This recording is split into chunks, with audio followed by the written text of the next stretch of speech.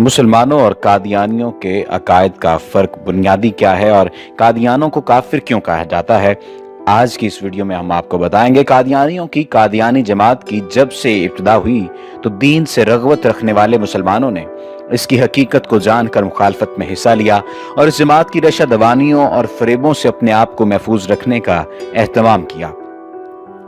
लेकिन कुछ लोग ऐसे भी थे जो कादियानी मसले को मस्जिद या मदरसा का मसला समझकर उसकी हसासियत को न समझ सके, बल्कि मुसलमानों के दीगर मकातब फ़िक्र और फ़िरके की तरह उसे भी एक फ़िरका समझने लगे। बदकिस्मती से इस्लामी जमहूरिया पाकिस्तान के नाम पर हासिल होने वाले मुल्क में भी सेकुलर जहनीत के हामिल अफराद मीडिया के ज़रिए मुसलमानों के जहनों में यही दाखिल करने की कोशिश में मसरूफ़ हैं कि जिस तरह मुसलमानों के दीगर फ़िरके हैं, इसी तरह कादियानी भी एक फ़िरका है, जबकि दर हकीकत कादियानी एक फ़िरका नहीं बल्कि एक नया बातिल मजहब है जिसके अकायद व नज़रियात कई जहतों से इस्लाम के मुसलमा अकायद से और नज़रियात से मुख्तलिफ हैं। मुसलमानों के अकायद और कादियानियों के अकायद में यूं तो बहुत फ़र्क हैं, जैसे मिर्ज़ा गुलाम कादियानी के झूठे दावे, शान अलूहियत व रिसालत में गुस्ताखाना कलमात वगैरह, लेकिन इन सब बातों और दावों की बुनियाद जिन चीज़ों पर है वो चार मुख्तलिफ नज़रियात हैं जो कादियानियों के अकायद में स्तून का दर्जा रखते हैं, जिनके बगैर कादियानी इमारत मुनहदिम हो जाएगी। इनमें सबसे पहला मसला हज़रत ईसा अलैहिस्सलाम के मुतल्लिक है कि हज़रत ईसा अलैहिस्सलाम हयात हैं या उनकी वफ़ात हो चुकी है। इसी से मुतालिक दूसरी बात यह है कि हज़रत मसीह अलैहिस्सलाम का नज़ूल और इमाम मेहदी का ज़हूर होगा या नहीं। तीसरा मसला इम्कान नबूवत का है कि क्या अब भी नबूवत का इम्कान बाकी है। चौथा मसला वही और इल्हाम का है कि वही का सिलसिला जारी है या नहीं। मिर्ज़ा कादियानी या इसके पैरोकारों का कोई भी दावा हो, उसकी बुनियाद इन चार में से किसी एक पर होगी।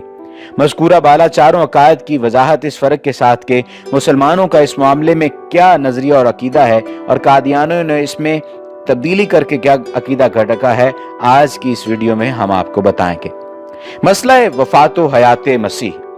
हज़रत ईसा अलैहिस्सलाम की हयात व वफ़ात के मुतल्लिक कादियानियों का अकीदा है कि जब यहूद ने ईसा अलैहिस्सलाम को सलीब देकर कत्ल करने की कोशिश की तो कुरान ने जो फरमाया बल रफ़ा अल्लाहु अलैहि कि अल्लाह ने उन्हें अपनी तरफ बुलंद कर दिया, वो हकीकत में उन्हें बुलंद नहीं किया गया था बल्कि उनके दर्जात बुलंद कर दिए गए थे। इस जगह दर्जात के बुलंदी का ये फ़ायदा हुआ कि सलीब पर वो जिंदा रहे और यहूद को शुबा लग गया कि वो वफ़ात पा चुके हैं और उन्हें छोड़कर चले गए। ईसा फिर किसी और इलाके में चले गए, वहाँ तकरीबन निस्फ सदी हयात रहे, फिर तबई वफ़ात पाई और उनकी कब्र कश्मीर में है। चूंकि तमाम अंबिया बशर थे तो किसी बशर के लिए आसमान पर जिस्म उनसरी के साथ जाना कानून कुदरत के खिलाफ है, लिहाजा हज़रत ईसा अलैहिस्सलाम तमाम अंबिया की तरह वफ़ात पा चुके हैं। ये बात याद रहे कि अगर कादियानी इस बात पर राजी हो जाएं कि हज़रत ईसा अलैहिस्सलाम हयात हैं तो कादियानियों का बना बनाया सारा ढांचा गिरकर तबाह हो जाएगा और इनके सारे दावे धरे के धरे रह जाएंगे। इसलिए ये मसला कादियानियों के लिए बुनियादी हैसियत का हामिल है। इस मसले में बिला इख्तिलाफ मुसलमानों का मुसल्लमा अकीदा और नज़रिया यह है कि हज़रत ईसा अलैहिस्सलाम अपने जिस्म के साथ आसमान पर जिंदा और मौजूद हैं। आसमान पर जाने का सबब ये बना कि जब यहूदी हज़रत ईसा अलैहिस्सलाम को सलीब देने के लिए गिरफ्तार करने लगे तो अल्लाह ताला ने अपनी ख़ास कुदरत से हज़रत ईसा अलैहिस्सलाम को आसमान पर उठा लिया और यहूदी सिपाही पर हज़रत ईसा अलैहिस्सलाम की शबीह डाल दी गई। यहूदियों ने इसी को मसीह समझकर सलीब पर चढ़ा दिया। इसी तरह हज़रत ईसा अलैहिस्सलाम यहूदियों की नापाक साजिश से महफूज रहे। इस वक्त से हज़रत ईसा अलैहिस्सलाम जिंदा हैं और जिंदा आसमान में मौजूद हैं और मतवातर हदीस के मुताबिक कुर्बे क़यामत आपका नुज़ूल होगा, आप शादी करेंगे, फिर आपका विसाल होगा और रोज़ा रसूल के पहलू में मदफून होंगे। मसला ज़हूर इमाम मेहदी और नज़ूल मसीह मौऊद। अहादीस मुबारक के मुताबिक कुर्ब क़यामत की निशानियों में से है कि आखिरी ज़माने में हज़रत इमाम मेहदी का ज़हूर और हज़रत ईसा अलैहिस्सलाम का नज़ूल होगा। इसके मुतल्लिक कादियानियों का अक़ीदा यह है कि जिस मेहदी के ज़हूर की पेशेन गोई की गई है वो मिर्ज़ा ग़ुलाम अहमद कादियानी की सूरत में ज़ाहिर हो चुके हैं और नज़ूल ईसा से मुराद ये है कि एक ऐसा शख्स ज़ाहिर होगा जो सिफ़ात में ईसा से मुशाबकत रखता होगा। ये मुराद नहीं है कि हज़रत ईसा बनफ्स नफीस बाद वफ़ात दोबारा नाजिल होंगे।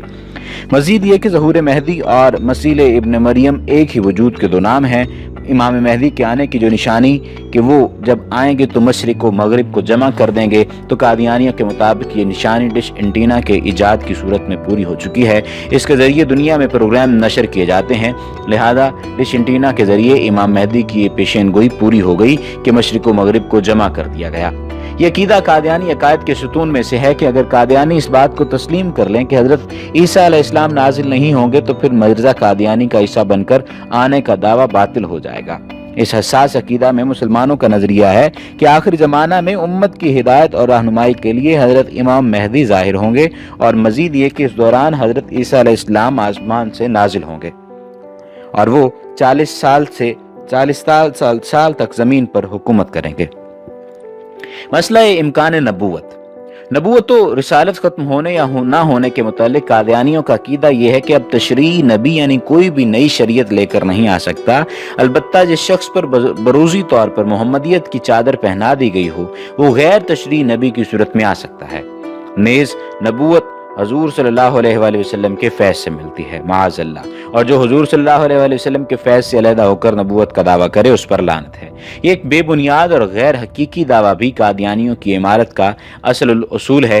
मुसलमानों के अकीदे के मुताबिक हुजूर सल्लल्लाहु अलैहि वसल्लम की बोसत के बाद नबूवत और रिसालत का दरवाज़ा बंद हो गया। अब किसी शख्स को नबूवत नहीं दी जाएगी।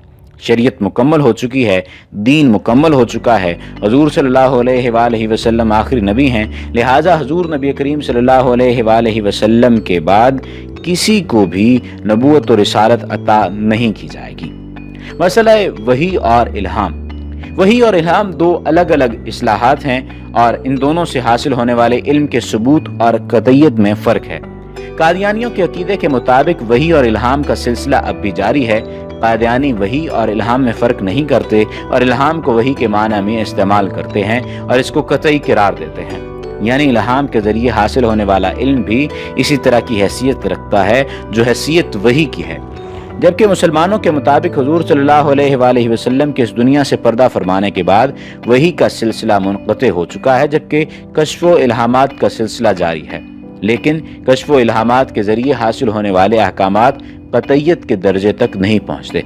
मुसलमानों और कादियानियों के अकायद में फ़र्क वाज़े होने के बाद ये कहना बेजा और झूठ होगा कि कादियानी मुसलमानों का ही एक फ़िरका है, क्योंकि दरज बाला अकायद में मुसलमानों के तमाम फ़िरके मुत्तफ़िक हैं, यानी हुज़ूर नबी करीम सल्लल्लाहु अलैहि वसल्लम की नबूवत की ख़ातमियत, वही के इनक़ता, हयात व नज़ूल मसीह अलैहिस्सलाम और ज़हूद मेहदी पर किसी का इख्तिलाफ नहीं है।